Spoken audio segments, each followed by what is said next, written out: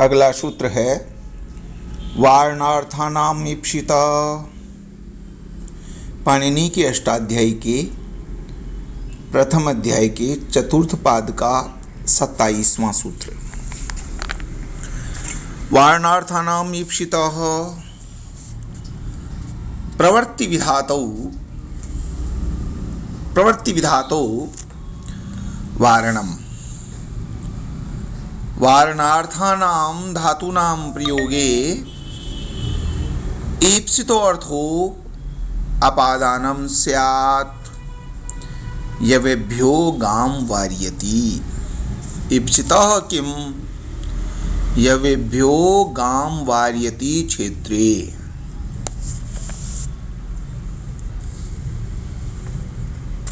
वारण अर्थ वाले धातुओं का प्रयोग होने पर ईप्सित अर्थ को अपादान संज्ञा होती है। यवेभ्यो गां वारयति, गाय को जौ से हटाता है। यहां पर वारयति के योग में ईप्सित यव जो को अपादान संज्ञा हुई तथा अपादाने पंचमी से बहुवचन में यविभ्य बनता है। ईप्सितः किम, सूत्र में ईप्सित पद न कहें तो क्या होगा? तब वारणार्थक धातु का प्रयोग होने पर ईप्सित एवं अनईप्सित सभी को अपादान संज्ञा हो जाएगी। ऐसा होने पर यवेभ्यो गां वारयति क्षेत्रे, इस प्रयोग में क्षेत्र पद को भी अपादान संज्ञा हो जाएगी, यह दोष हो जाएगा। इस सूत्र में वारणार्थानाम और ईप्सितः ये दो पद हैं। ध्रुवम अपाय अपादान की यहां अनुवृत्ति आ रही है, कारके का यहां अधिकार प्राप्त है। वारण अर्थ वारणम अर्थ येषाम ते वारणार्था, तेषाम इस विग्रह के अनुसार वारण है अर्थ जिस धातु के उनके, यह अर्थ वारणार्थानाम पद का है। इसमें वारण का अर्थ है प्रवृत्ति विधाता, प्रवृत्ति से विमुख करना, हटाना। जो से गाय को हटाता है, वारण करता है। प्रयोगे पद का अध्याहार किया जाता है। ईप्सित का अर्थ ईष्ट। वारणार्थक धातु के प्रयोग में ईप्सित कारक की अपादान संज्ञा होती है। यवेभ्यो गां वारयति, जो से गाय को हटाता है। जो में प्रवृत्त हो रही गाय को प्रवृत्ति से विमुख करता है। इस अर्थ में यव रक्षा के लिए जाने के कारण ईप्सित है, अतः उसे अपादान संज्ञा होती है। अपादाने पंचमी से यव में पंचमी करके यविभ्य बनता है। गाय दूसरे की है अतः वह हटाई जाती है। यह अनईप्सित है। अनईप्सित को तथा युक्तम चानिप्सितम करके कर्म संज्ञा कर देंगे तो गाम बनता है।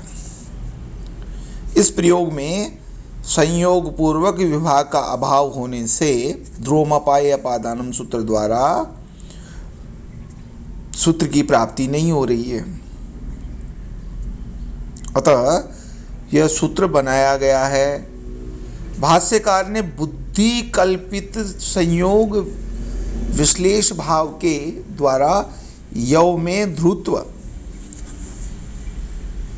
और प्रयुक्त अपादानत्व का आश्रय कर सूत्र का प्रत्याख्यान कर दिया है।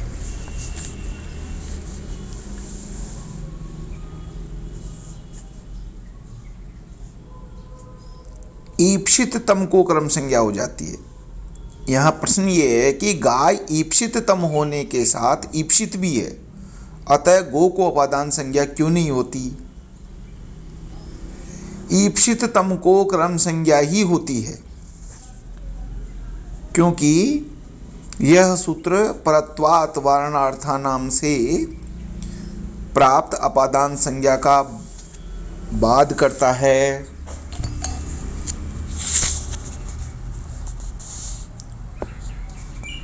दूसरा प्रश्न यह है कि वारणार्थानाम ईप्सितः, यह सूत्र कर्तुरीप्सितमं कर्म का अपवाद होकर बाध करेगा। वारणार्थानाम सूत्र ईप्सित मात्र में प्रवृत्त होता है तथा कर्तुरीप्सितमं कर्म केवल ईप्सिततम में प्रवृत्त होता है। दोनों सूत्र अलग अलग जगह लगेंगे। वह ईप्सित में लगेगा वारणार्थानाम, और ईप्सिततमं कर्म अत्यंत चाहने अर्थ में लगेगा। यह व्यभ्योगाम वार्यति में वारणार्थानाम सूत्र सावकाश है, इसलिए यह कर्तुरीप्सिततमं कर्म का अपवाद नहीं हो सकता, क्योंकि अपवादो यद्यन्यत्र तरितार्थ तर्हि उत्सर्गेण बाध्यते, यह नियम है। अग्नि से वटु को रोकता है। अग्ने मानवगम वार्यति, इस वाक्य में अग्नि ईप्सित नहीं है, अतः इसे अपादान संज्ञा कैसे होती है? इसका उत्तर है कि ईष्टता के भ्रम से अग्नि के स्पर्श के लिए प्रवृत्त हो रहे बालक को अग्नि का स्पर्श करने से विमुख करता है। यह वाक्यार्थ है। यहाँ पर अग्नि का स्पर्श होने पर मानक जल जाएगा, अतः बच्चा जल सकता है, अतः स्पर्श विषयक प्रवृत्ति से विमुख करने की वारण क्रिया के द्वारा वारण करने में मानव का ईप्सिततम होने से कर्म है। अग्नि तो वारण क्रिया का ईप्सिततम मानव की स्पर्श क्रिया के द्वारा प्राप्त होने में इष्टतम है, किंतु वारण करने में ईप्सित ही है, अतः उसे अपादान संज्ञा होती है।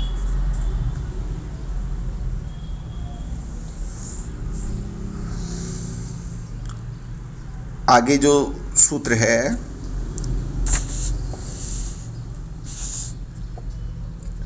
इसमें आप ये और कह सकते हैं वारणार्थानाम ईप्सित में कि कर्तुः व्यापार जन्य फलाश्रय कर्म, कर्ता के व्यापार से उत्पन्न फल का आश्रय कर्म है। यह कर्म का लक्षण करे कर्तुरीप्सिततमं कर्म तथा युक्तम चानिप्सितम, सूत्र दोनों का कार्य चल जाएगा। इनका पृथक ग्रहण अनावश्यक है। उक्त कर्म के लक्षण से हरिम भजति, ग्रामम गच्छति, तृणम स्पर्शयति आदि लक्ष्यों की सिद्धि हो जाएगी। उनका यह कथन निरस्त हो जाता है, क्योंकि कर्तृ व्यापार जन्य फलाश्रय कर्म का लक्षण करने पर वारणार्थानाम यह सूत्र विशेष विहित होने से इसका अपवाद हो जाएगा और मानक को कर्म संज्ञा नहीं हो सकेगी।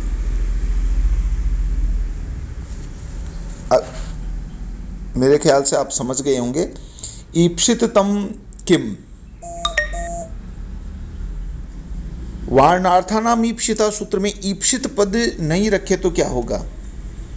प्रश्न का उत्तर है कि यदि यह पद सूत्र में नहीं होगा तब यवेभ्यो गाम वार्यति क्षेत्रे, खेत में गाय को जो से हटाता है।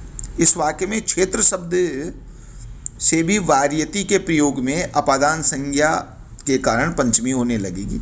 इसे रोकने के लिए ईप्सितः यह पद है। चूंकि निवारण क्रिया में क्षेत्र ईप्सित नहीं है, अतः इसे अपादान संज्ञा नहीं होगी। यह आधार है, अतः इसे अधिकरण संज्ञा की जाएगी और अधिकरण में सप्तमी होकर के क्षेत्रे बनता है। यवेभ्यो गाम वार्यति क्षेत्रे।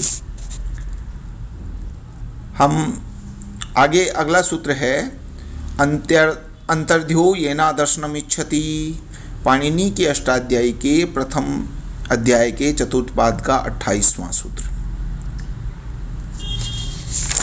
यह सूत्र हम अगली कक्षा में पढ़ेंगे।